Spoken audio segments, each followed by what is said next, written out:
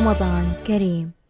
خیرپور سے crime reporter علی گل کھوکھر کی report کے مطابق خیرپور تھانہ 20 سیکشن کی حدود گاؤں وڑا سمنگ میں 2 دن سے لاپتہ 3 معصوم بچوں کی لاشیں گھر میں پڑے صندوق سے برآمد۔ ملنے والی رپورٹ کے مطابق خیرپور کے گاؤں وڑا سمنگ سے 3 معصوم بچے لاپتہ ہو گئے تھے۔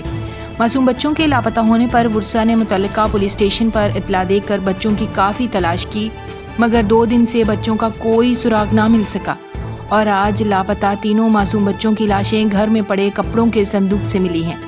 خیرپور سے لاپتہ معصوم بچوں کی لاشیں ملنے پر ایس ایس پی خیرپور گاؤں وڑا سمنگ پہنچ کر ورثاء سے مکمل تفصیل لی۔